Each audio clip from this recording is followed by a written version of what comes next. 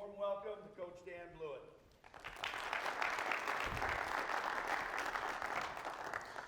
Yeah, I'm excited to be back. So I actually grew up in Baltimore and lived the last 9 years here in Illinois. And everything they say is true about the Midwest. It's extremely cold, very different than the East Coast, but also the people. I really appreciated the relationships I built. There's just a genuineness about all of you here in the Midwest. There's just like a level of sincerity and authenticity, just like I always felt welcomed into this part of the country. So it's always nice to be back. It's just a very warm culture here in the Midwest. Figuratively, not literally. So today I'm going to talk about mental skills. And this is something that's very personal to me because I did have a very long, sort of meandering baseball career. I was a walk-on in college, earned a little bit of scholarship money later on, sort of like a thanks for doing good here. But I was sort of like always the underdog. And as I kept progressing, and I did play 6 years of pro ball, I still maintained that sort of persona. And so for me, I had to sort of tap as much into myself as I could. And with a lot of, as we climb the ladder, we're challenged in new ways, and we also have to find new ways to pull ourselves up to those levels. So this was me as a little guy. I have a little bit of a Harry Potter likeness with the glasses on. Got some corrective surgery and grew up a little bit later. But I like to start with a story. So before we can talk about why we need mental training and what I think you should do for your players for mental training, we need to understand why do we even need it, right? It's becoming more and more prevalent. I think 10 years ago, you were just labeled a head case if you needed any kind of mental skills training, performance training. But it's pretty mainstream now. Every major league team has their own mental skills coach, if not multiple. So this is something that's becoming more and more part of every day, which is great. But why do we need it? What does it actually do? So I want to tell you a quick story. And this was an event that shaped the rest of my life. When it was my second year in pro baseball, and I started the year with a team called the Lake County Fielders in Lake County, Illinois. And the team was doing well. I was the number 4 starter, and we financially collapsed about halfway through. So I had to find a new team, and I quickly got scooped up by the Fargo Moorhead Redhawks of the American Association.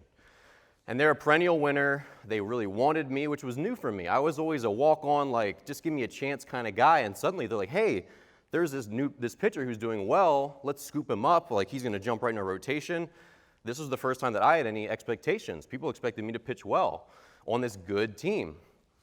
And so I go up to Fargo, pitch poorly my first time out, pitch poorly my second time out.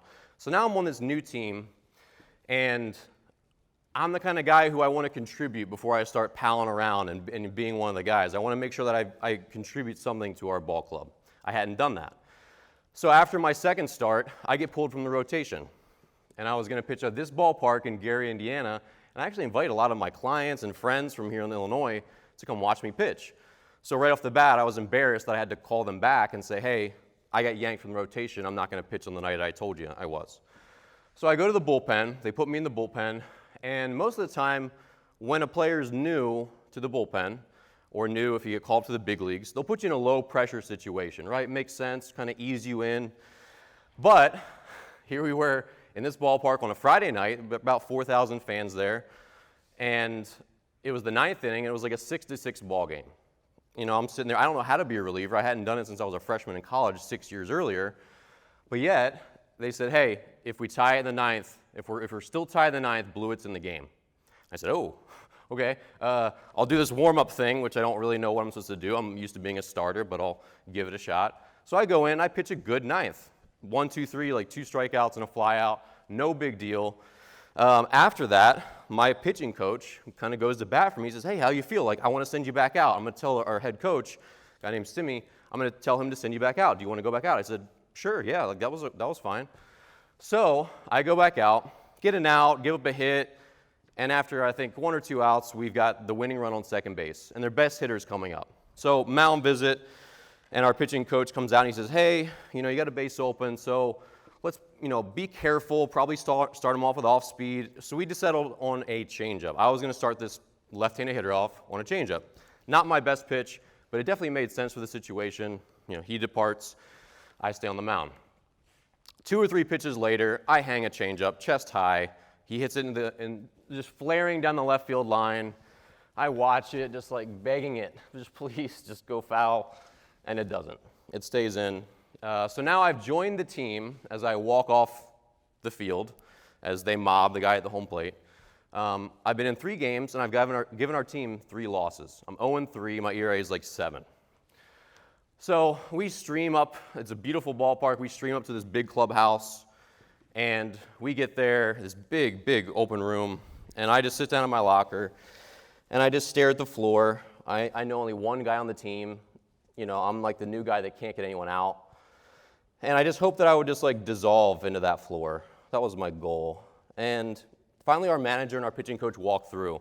They slammed the door of the coach's office, and our manager, this very cutthroat, like known to be harsh kind of guy, his voice rings out a moment later. So I'm sitting there, we're all dead silent. We've lost like 6 straight. This game was not great. And from the paper-thin walls, I hear him reaming my pitching coach out. And he goes, "You said to send him back out. You said he was lights out, but he stinks. He effing stinks." I censored it. He did not censor it. So that was me. Imagine yourself in this new place with all these new teammates that you're trying to impress, and your coach, at the top of his lungs, screams that you stink. So I had never in my life wanted to quit baseball before that moment. I just tried to go shower, and I got a peanut butter and jelly, went and sat on the bus, and just counted down the minutes. It was like 45 minutes before that bus left. Longest 45 minutes of my life. I didn't know what I was supposed to do. I don't know how I was going to get better. And for the rest of that season, I was pretty broken up here. I didn't know how to pitch to that level. It was a higher level of baseball. I just continued to struggle, and I didn't know what I was supposed to do. I had never faced confidence issues as a player, but here I was. I go out there and I expect to walk guys. I expect to get hit. I expect to lose. And that's where you say, how did I get here? 3 weeks earlier, my last game with the previous team, I threw a complete game. We won 4-1, and there were 4 ex-major leaguers in the lineup. I hit 93 in the 9th inning. I was cruising, and then a couple weeks later, I was broken. And so that is why we need mental skills training, because that was not the end of my story. That was a very big turning point for me as a human being, and I'm thankful for that story, as hard as it was, because it spurred me to make a lot of changes that I didn't previously know I needed. I didn't have that armor yet because I'd never been faced with something like that. And so these are the biggest problems I think that you're going to face with your players, whether they're 8 years old, 12 years old, 16 years old. There's a lot of bad luck in baseball. Baseball is it's an amazing sport, but it's also profoundly cruel because of how much luck is involved. It's not like football where you lay the guy out and he's just going to go down and the play is over. You can make a great pitch and lose a game, and I've done that many, many times. Players crumble under pressure. Pitching especially is very, very difficult because you have this time gap, right, where you can sit there and think about all the bad things that might happen if you don't make your pitch. And then lastly, players give up. After they make a mistake, like after I got, embarrassed in that clubhouse, you're afraid to do it next time, right? Everyone here in this room has seen your shortstop boot a ground ball just to do what on the next one? Boot that one too, right? So these are the 3 problems that I hope that we can tackle today. I can give you a little bit of insight into how we can do this right from the get-go, because especially as amateur coaches, this isn't like a big exercise-heavy age. They're not going to sit down and meditate like I learned to after that summer in Fargo. Your kids are going to still be kids and do all these other things. So it's a lot of different strategies for you to help your players understand what's expected of them, what the standard they're going to be held to if they want to be really good ball players, play in college, play professionally, and eventually become the men that you also want them to be. So I'm going to go through 10 things that I think you can really do to help your players and how you can do them. So number 1, the biggest thing is routine. So I mentioned in my story that I didn't know how to be a reliever. I was a starter, and I had everything I did mapped out, right? Monday, Tuesday, Wednesday, day 1, day 2, day 3, day 4. Routine is something that it's undertaught, and it's hard to understand exactly what does a kid need to do. But when I went and, I owned a baseball academy for a long time, when I would go to these tournaments, I would see players on the other team, their starting pitchers ready and sitting in the dugout 20 minutes for his game. So he's just getting cold. And my guys, this was just me helping share some of my years of experience, said, no, when do you want to be in the dugout? They say, I don't know. I said, well, let's shoot for 5 minutes for the game. So if you're going to be in the dugout at 12:55 for a 1 p.m. game, how long do you need to throw? How much in the bullpen do you like? 10 minutes? Okay. Well, then how much do you want to throw in the outfield? 10 minutes? Okay. How far do you want to go out? Like 200 feet. Okay. How much do you want to warm up before that? Like getting your body loose, doing some sprints, some calisthenics, stuff like that. So we start to backtrack it. We make the stepping stones from 12:55 to if it's 42 minutes, then it's, let me do this mental math here, 12:13. So at 12:13, your routine starts. So at 12:55, you've done everything you need to do to be as ready as you can be for the game. And that's not a complex thing. It just takes sitting down with your players, and I like worksheets for this. I would make my guys at least twice a year write down the routine to the minute. So at 12:42, what are you doing? You're doing this for 4 minutes? Okay, what's at 12:46? Okay, what's at 12:51? Okay. There's a lot of repetition that's needed for them to really have this sink in. I've had a lot of kids that they play for me a couple of years, and then in high school ball, they still don't know what their routine is. It's going to take time, so I would really encourage you to use worksheets and try to just track down what they think makes them successful, and then try to piece it together, whether it's pregame or whether it's their side session, whatever it is, and just try to help them form a routine. Because routines, they remove variables from the equation. If you pitch great and you warm up for 30 minutes, or you pitch bad and you warm up for 70 minutes, you're going to know there's something different, but you're not going to know what. And this is going to help smooth that out. Number 2, don't let them crumple. And what I mean by this is I don't see many coaches doing mound visits before things get really ugly. And I probably led 15U baseball last year in mound visits when there wasn't anything apparently wrong. But when I see bad body language, I see a pitcher sort of ease off a pitch, those are really bad signs for me that something up here is going on, and he's trying to control the game because he's thinking a lot and he's scared. So what I mean by crumple is this. When a pitcher's going good, everyone can see the body language is strong, right? The shoulders are back, they're moving quick, they're not thinking too much. But as soon as that pitcher walks a guy or gives up a hit, you start to see this. They turtle, their head gets like a turtle, right? Their shoulder starts around, their movements become a little slower, and you start to see them become a little less aggressive when the way they release a pitch. Now, this can happen in hitting as well. Obviously, you can see it in fielding. They boot a ground ball and they go down. But with pitching, I try to intervene as quickly as I can because if they're going here, they don't need me. If they're getting here and they're starting to get nervous, that's when I need to go and try to pull their shoulders back, figuratively, and get them just to relax and do your thing, and things are going fine. Try to intervene before it gets bad, because what happens is this, another walk, and another hit, and suddenly your guys are mentally doing this, and you're not going to get them back. You're not going to bring them back that game. The floodgates are going to open, and it's pretty much over for the game. And that 6th spot that happens in that inning, you're not going to be able to come back from, right? So watch really, really hard, and don't be afraid to use mound visits, especially with pitching. And again, you're not going to go out and talk to your shortstop, but this is an in-game intervention. If you see any kind of body language that looks negative, or they start to ease off a pitch and don't really finish it, that's when you need to go out there and talk to these guys. No, there's no delay of game. It's not a big deal. And just give guys a breather too, okay? So don't be afraid to try to pick them up before things get rough.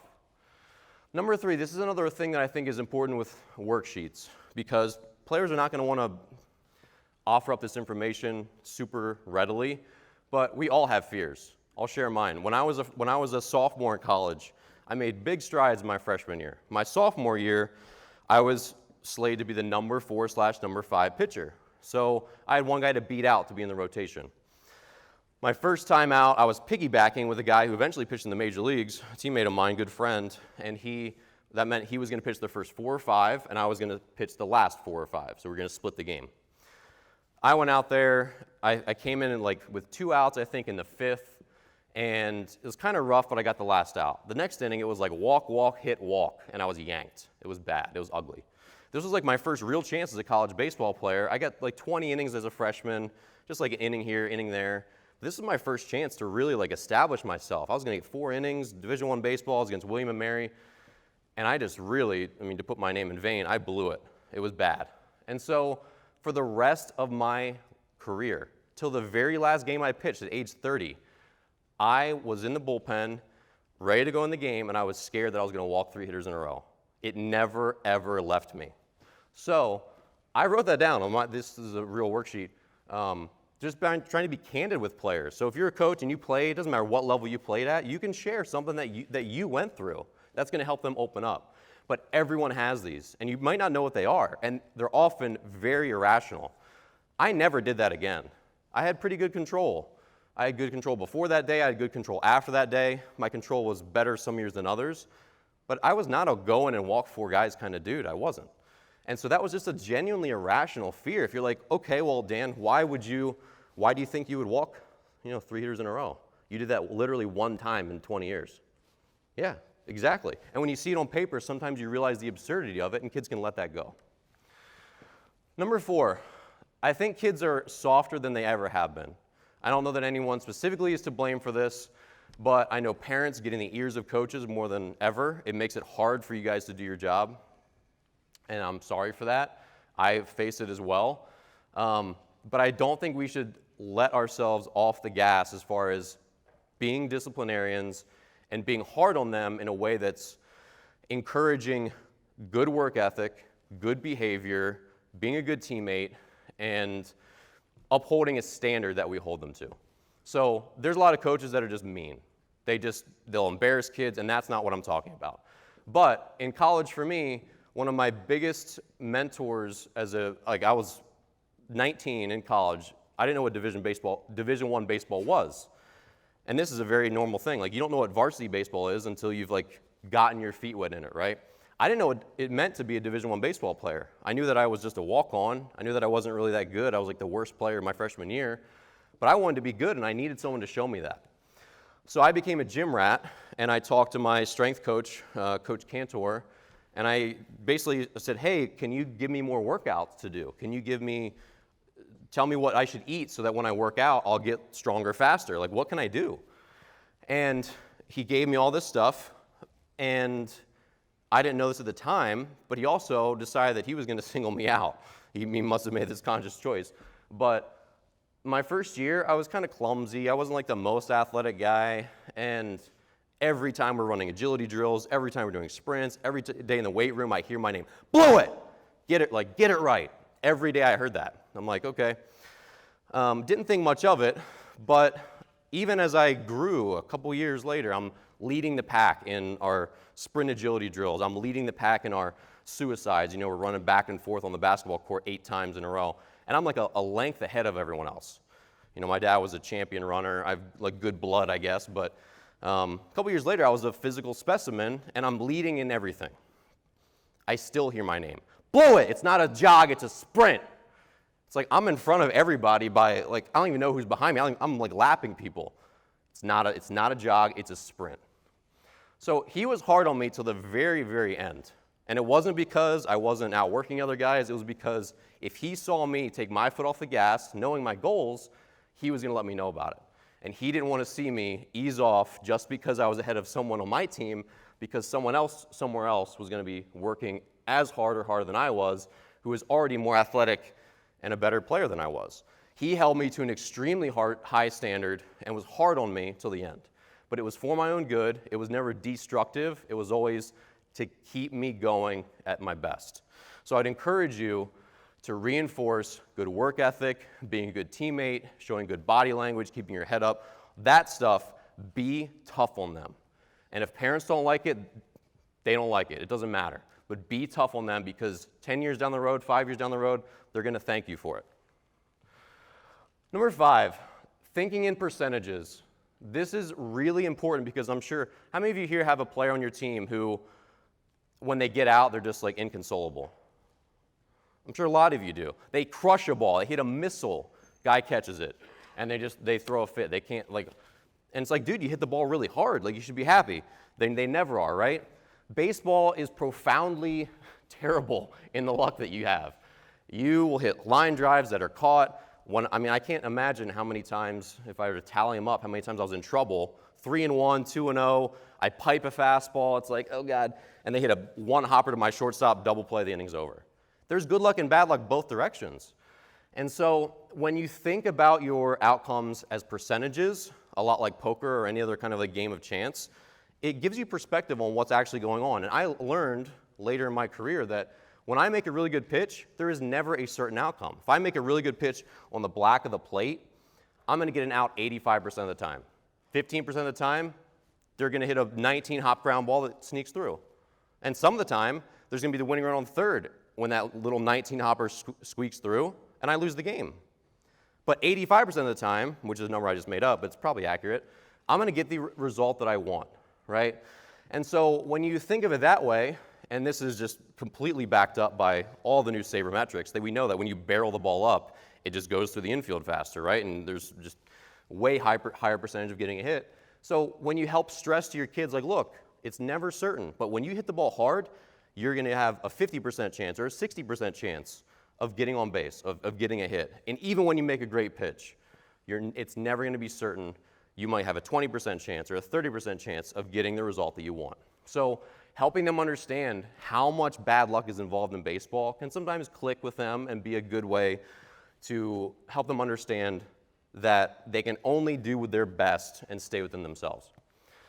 Number 6, I did this in 2012. It's weird that when we are nervous, we only consider the negative things people are saying about us. It's just like doubts and fears and all that streaming into our brains. But you know those Muppet guys, those two old dudes who are like in the pulpit, maybe they're here now, I can't see them. But those two old dudes are just like chirping. I imagine like some old guys in the bleachers when I was getting ready for my starts in 2012. I imagine them looking at the team program and talking about me. Like, oh, this Blewett guy, he's been pitching great. This other team, they're done. Like, he's going to probably shut them out. We always think about the opposite, right? We always think, oh man, like, look at those guys, they're big and strong. Like, oh, I'm not going to do well. Or people are, I don't know, we get in our own heads as athletes, but what if you sat your players down and talked to them and say, hey, when you're nervous or you're about to go up to the bat and it's, tying runs on second base, what if you just like imagine some of the parents in the stands like, oh man, I'm so excited that Dan's coming up. He's been hitting the ball really, really well. He's really focused. Like, I think he's our guy. Have them just play these little visualizations out in their head. And maybe one kid, if you have them all sit down and you have a little meeting about this, maybe one kid does that. Maybe that makes a huge difference in his career. So with a lot of this stuff, you're kind of throwing things off the wall, but one thing might click with me, another might click with you, another might click with you. But I used that, and I thought it was great. It got me in a strong mindset, and I imagined random people in the stands talking me up, and and a lot of it was true. And if it wasn't true, I just made it up. So you can work it any way you want. But we can imagine positive voices in the crowd. Number 7. Think in chunks. So this was something that I learned probably my 2010, my rookie season. I pitched okay my first start, and then my second start I got hit around really early. I gave like 4 or 5 runs in like an inning or two, and then I had to keep my team in the game. Like, I need to give them at least 5 innings. And so at that point, you're starting to think about your ERA. I'm like, oh man, I've already given up 4 runs. My ERA is bad. If I have a bad start next time, I might get released because that's like 3 in a row. My ERA is like 6. You start thinking about that stuff, it gets really bad. But then you're like, oh man, I gave up 4 runs in the first or second. Now I got to go 5 total. If I'm going to have a decent day, I need to go 5 scoreless or 4 scoreless. That's a really hard task, right? If you try to put the pressure on yourself to go 7 innings, 2 runs every time out, you're going to feel very hopeless because that's a hard thing to do. So that day I learned, I'm like, I got to keep my team in the game. I'm like, okay, let's just go 1 inning at a time. And then you can do better than that. You can go 1 hitter at a time. And then you can do better than that still, which is go 1 pitch at a time. And so ultimately, when players are doing well, whether they're at the batter's box, whether they're in the infield or they're pitching, if they take it 1 single pitch at a time, the game becomes very manageable and controllable. I can make 1 good pitch. And then it restarts. I can make 1 good pitch. I can make 1 good pitch. And then before you realize it, you've pitched 95 good pitches, you've gone 7 strong innings, and your team wins 3-1. That's how baseball works. So when your kids, when you think they put too much pressure on themselves, this is a conversation just to have over and over, just to remind them. Your job is not to get a hit. Your job is not to throw 7 strong innings. Your job is not to make all the plays today. Your job is to just field this one ground ball that gets hit to you. Your job is to take one pitch, see it well, put a good swing on it, right? This is the process versus outcome kind of stuff. But explain to them that they need to break the game up into its atoms. Each pitch is basically the atomic level of baseball. Number 8, so we're getting down to the wire here. A reset action is important, and there's lots of different terms for this, but for me, I learned to meditate after that really tough day in Fargo, North Dakota. And for me, meditation, I would sit and I'd be relaxed and I'd learn to visualize, but I would also be belly breathing. So stomach going out and in like a food baby. And so that relaxed state where I was belly breathing, that became my reset action in a game. So if I'm out there and I'm stressed, I just walked a guy, gave a double, it's second and third, it's a close game, and I'm starting to feel nervous, I try to not just take a breath in general, I try to take a belly breath, because that put me back into like this little calm, tranquil kind of state of mind that I was in when I was meditating. So it could be anything. So I did a lot of weird stuff throughout my career. For a little while when I was trying to come back from Tommy John surgery, I decided I was going to smile before each inning. So I would like go kind of like do my thing, and I'd be walking around the mound, and I'd like look into the outfield, and I would like smile, because there's research that says when people smile, even when they're unhappy, it like forces your body to feel a little happier. So I was trying to like cut some of the nervousness by doing that. Other times when I felt nervous, kind of when I felt like it was a fight or flight situation, again, like bases loaded, no one out, that's a big fight or flight situation. If you flee mentally, you eventually are crumpled up on the ground. But if you say, I'm going to fight, then you have a standing chance to get out of this. And so what I would do when I felt a little bit of nervousness, I would pull really hard breaths up my nose, because it makes me feel angry. And when I feel a little angry, or maybe I clench a fist, I do kind of innocuously, those little things can help snap you out of this like sad mindset. And so those are just little tips to give to a player. It could just be like a thigh slap. It could be something innocuous. Maybe you just like poke yourself, or it doesn't matter, but something to just like, hey, wake up, right? So something like this, it could be different for every athlete, and you want to encourage them to find it, but these things are really important to get you back on track. Number 9, I want to bring this up because it's sometimes a really big morale killer for a team, and nepotism's everywhere. It's even in the higher levels of government now, but nepotism is something that hurts not only your own kid if you're a head coach of a team and your son plays on it, but it also hurts all the other players, and it doesn't have any of the intended result. So I would encourage all of you, if you have a player on the team, or if you're just a mom or a dad, and you're trying to figure out, does my son deserve more playing time? Should he be playing shortstop? Should he be a starting pitcher? Where does he fit into this team dynamic? Be a really critical evaluator of your own kids. And some of this comes back to the level of baseball you played at.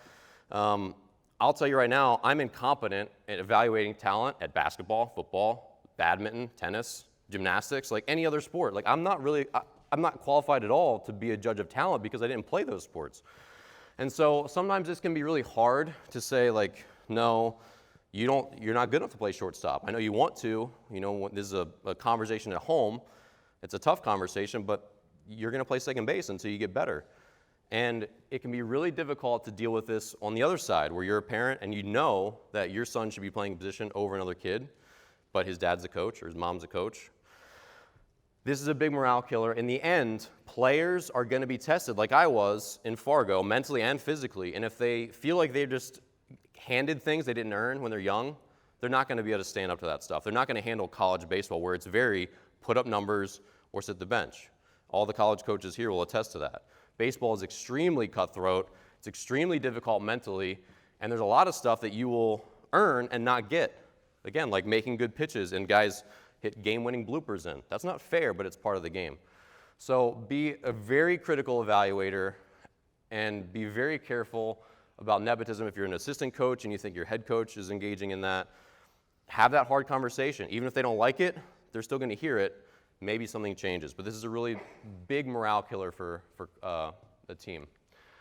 And lastly, this is a really big one because at the end of the day, one of the core reasons I became maybe not the player that I wanted to be, because I wanted to be a major leaguer and I didn't, but I progressed every year because I always blamed myself. Not in a critical way, but in a constructive way.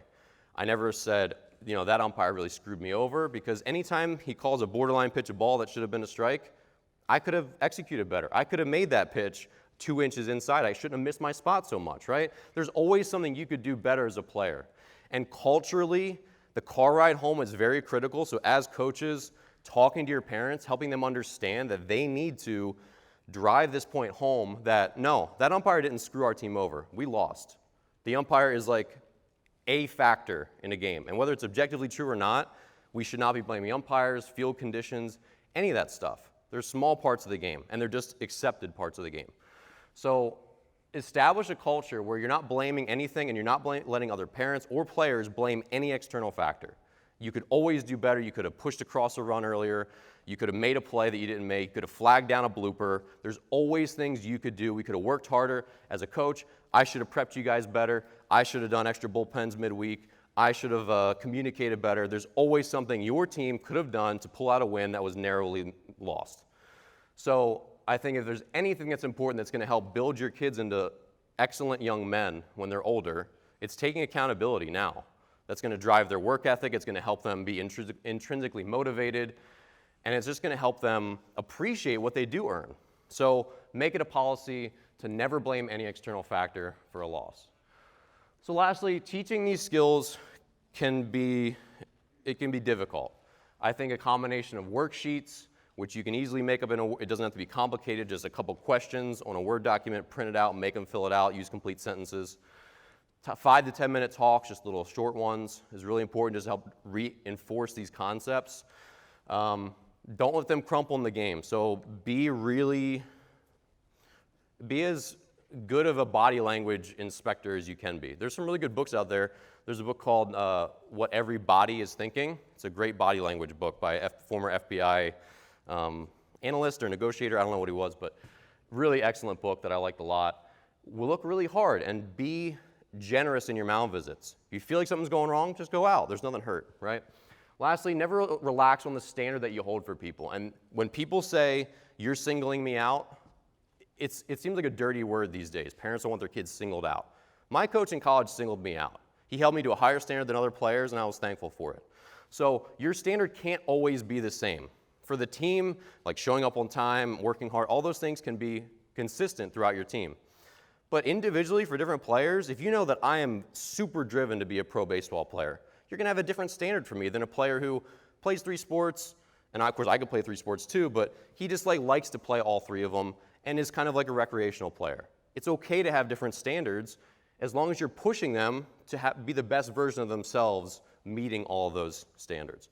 But if you let things go when a player doesn't do his routine as well as he should or goes through the motions, that's going to have a long-term negative effect on the team, on that player, and their character development, not just as a ball player, but as a person.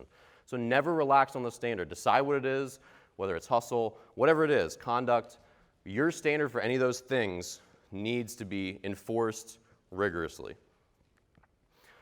So it's a beloved saying in pro baseball. If you don't like it, play better. And so something that I always lived by, a lot of my peers live by. You can always complain that, oh, this guy got a promotion, I had better numbers, I should have got promoted. He got a bigger draft bonus than I did. Like, I deserved more money than him. If you don't like it, then just put up better numbers. Like, if you want to make it to the big leagues, just have a better ERA than everybody. If you want to have a 4 ERA and you're upset that this guy with a 5 ERA got promoted, have a 2 ERA. Make it not even close, right? So this goes back to not blaming external factors. But everything can be explained by, if you don't like it, do better.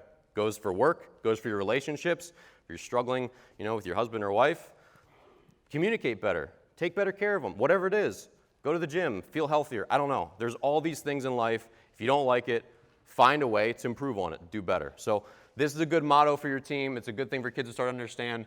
If they don't like the results of the game, if they don't like where they're batting in the lineup, if they don't like where they're playing on the field, How much work are you putting in? Okay, well, put in some more. If you don't like it, play a little better. If you're not playing as well as you want, practice better. So if you want a free worksheet, you can download it at this website. You can take this down. This will put you on my email list. I send out my new videos, all sort of helpful stuff each week. But if you want one of these routines just to check out and fill out, you're welcome to distribute to your team. No big deal. I do have a mental skills course, but this is just a free worksheet. So if you want it, be sure to take down that URL. Also, all my materials are out there on the field, or in the lobby. So, thank you. I really enjoyed it. Glad to be back. Appreciate your attention.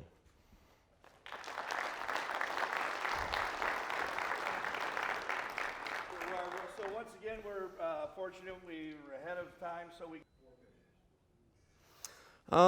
I spend more time on pitchers because they have such a big time gap. Obviously, like. Oh yeah. Let me clarify. So, do I have anything more specific that I always do with pitchers mentally? So I created like a winter course for all my players, but it's much more rigorous for the pitching staff because they've got a lot more duties between plays. They have a longer time gap between plays. They have, understanding their own repertoire, all this different stuff. So for me, it's just, I think you need to stay on your pitchers more as far as giving them a routine, giving them other people to listen to, whether that's, I know you guys probably know of the pitching ninja guy, Rob Freeman. He's a coach down in Georgia. He's the big Twitter guy with all the gifts. But he does a great job with finding quotes from major leaguers and just giving them to their players because you never know what's going to click. So I think just giving your pitchers a constant stream of stuff. I don't have anything like super specific, but they just deserve a lot more, not deserve, but they just need a lot more attention. And just having some sort of plan to progress them through what's your routine, what's your strength training look like, how do you mesh all this together, what are your strengths, what are your weaknesses. The big thing with pitchers is helping them understand their repertoire, what they can and cannot do. And with mental skills, it's sometimes tough to figure out what qualifies as mental skills. But for me, it's all the stuff that's not physically throwing a ball or hitting a ball or fielding a ball. So with pitchers, one of the biggest things I learned as a player was who I was as a player. And that seems really like easy, like a quick answer, but it wasn't. I didn't figure out till I was like 28, in like the twilight of my career, that I was a guy that had like a high spin fastball, that if I pitched down and away, I got killed, that if I wasn't ultra aggressive, I just couldn't succeed. If I had known a lot of that stuff in college, I would have done a lot better a lot earlier in my life. And so things like that, where you're helping them explore who they are as a player and just trying to figure out, because I ask all my pitchers these questions, I'm like, how do you get outs? What pitch do you throw when you're ahead in the count? What do you do when your slider's not there and you only have your fastball and your changeup? Where do you feel like you can execute? If you had to execute one fastball for $1 million, what side of the plate would you pick? Are you better arm side or are you better glove side? Because everyone's better a little bit on one side. I was a better arm side pitcher. I could pitch into righties all day. It was a struggle for me to get into a lefty. So figuring out those strengths and weaknesses is really, really important. And I think the more you can just ask players questions and force them to write out answers, especially that's kind of why I said complete sentences, make a worksheet. Give them 5 questions a week and say, what are you good at? Where can you locate your fastball best? What would you throw if you don't have your changeup today and you only have a fastball and curveball? How would you change your pitch mix? Make them have answers to these questions. Because my big thing with pitch selection is and I know a lot of coaches call pitches for their players, and I personally strongly disagree with that, but a lot of it is having a good reason for every single thing that you do. And as a pro player, I had a reason for literally everything that I did. Everything on start day, everything in the weight room, everything in pregame, literally everything I did. So that goes down to, why did you throw pitch number 47, the third pitch of the at-bat to the 7-hole hitter in the 3rd inning? Why did you go into him with a fastball? Well, I just wanted to mix it up. Like, that's not an okay answer to me. Well, the correct answer is, well, the guy on deck took me deep. This guy is kind of a slow bat. The previous at-bat, I struck him out on a fastball, but he seemed like he was cheating, so I wanted to kind of like really get it in for him, or get it in on him so that he couldn't pull me foul, and then I was going to beat him with a curveball later potentially. There's always a lot more to it than people realize. And so for me, players are going to learn that over time, but when they are forced to have answers early for the stuff that they do. What did you do to warm up today? When I watched you, warming up in the outfield before you start for 30 minutes, what did you do? Oh, I did a little of this. Why did you do all those things? Well, I just need to get some blood flow. Like, no. I want to know every drill you're going to do. I want to know every distance you're going to throw it. I want to know how many change-ups you're going to throw and when you're going to throw them and from what distance and what intensity. Those are things that over time you don't have to write down or think about. But when you're young, you have no idea. So when you're forced to write them down, you're going to really have to think about why you do everything that you do. And once you know everything that you do, then you can start to refine it. You say, well, you throw 65 pitches before a start. That's probably too many. What if we take out these 10 and these 10 and you don't throw enough change-ups? Let's take out these 10 curveballs and add 5 change-ups and 5 more inside-outside fastballs. How do you think that works? Okay, now you're throwing 45 pitches before a game, so let's see how that works for a little while. And then they throw really well or they don't throw well, but you have to give it some time. So it's always this fact-finding mission with players to figure out what works best for them. And the more you can be back and forth and give them activities to explore who they are and why they do the things that they do. I know this is a tangential answer, but that's a really, really important part of being your best player. You'll see this with hitters too. You see little guys.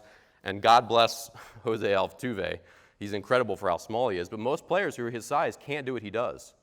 If you try to, it's a blessing and a curse, him and like Dustin Pedroia, where they make 5'7" guys feel like they can be home run hitters. But most 5'7" guys, and you guys know this, if those players go out there and try to hit home runs, what happens? They fly out, right? And they're never on base. And they get cut. And they get released. I've seen it with pro guys. So again, trying to figure out what can you do. If you're Jose Altuve, maybe you can hit 30 home runs. But if you're literally every other 5'6" second baseman, you need to focus on hitting line drives over the infield and being an excellent defender and being a terror on the base paths. And if you feel like you can yoke a ball into the gap here and there because you have a 2-0 count, so be it. But for the most part, Jose Altuve is not normal. And he figured out what he could and couldn't do because he can square the ball up well.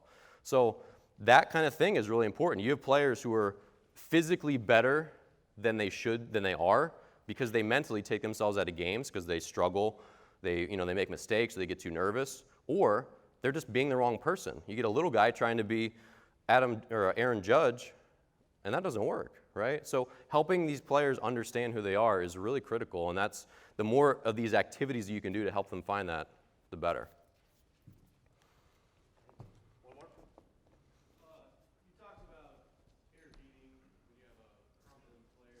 Mm-hmm. Anything specific that you received maybe from a pitching coach when you were crumpling that was helpful, or helpful things to say during a mound visit?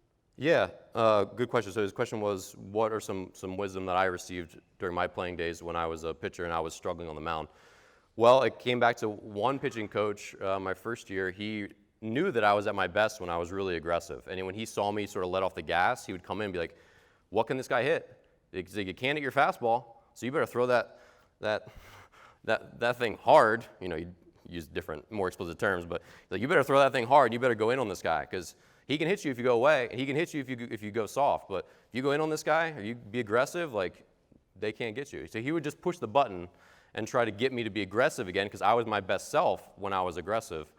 But a lot of pitching coaches, and my mom always asked me these questions. She's like, "What did your pitching coach tell you?" A lot of times it's honestly just giving them a breather and reminding them of the situation. And when you do that stuff, it snaps them out because they have to think. So a lot of times I'll just go out and be like, hey, let's remember here, we got a runner on second and we have a base open. So what does that mean? Yeah, you could start this guy off with a changeup or a curveball with less risk, right? Because if you accidentally walk him, which we don't want to, it's still we put the double play in order or whatever, right? And so when you start talking them through that stuff, now they're thinking again and they're not thinking about consequences. So, and a lot of times I'll just go out and give guys a breather. I'll be like, hey, I think you're doing fine. Just, it's been a kind of a long inning. What are you eating for lunch? Are you getting Chick-fil-A after this or what? But honestly, there's excessive mound visits, but I don't think anyone in this room probably does that. I mean, I can't count how many times a pitcher's out there for a 7-run inning or a 45-pitch inning. And I'm like, where's the coach? Like, he was struggling 35 pitches ago. And you could see his body language was terrible 50 pitches ago. But don't be afraid to just sort of go out there, give them a breather, maybe even make them laugh, talk about the situation, and just get them to be out of this I'm ruminating and I'm thinking about things that could happen or are happening or I'm struggling, I don't really know where the ball's going. the mechanical adjustments I give players are very small when I go out there because they can't think about that either. It's usually just like, hey, get your shoulder up a little bit, go uphill a little bit. It's little stuff. But really it's just mental stuff, trying to like build them back up. And the more you know your players and you know what they're good at, and you can go out and remind them like, hey man, that changeup is like nasty today. Go to that pitch. Or you're doing really well like locating fastballs in. Like go to that. Just giving them something that they can like grab hold of. Because they might not be able to locate away. They might not be able to locate up. Their changeup might stink. But if you can point out, man, this pitch in this location looks good. Maybe that's like, okay. Then they feel like they have one weapon they can pick up and like fight with.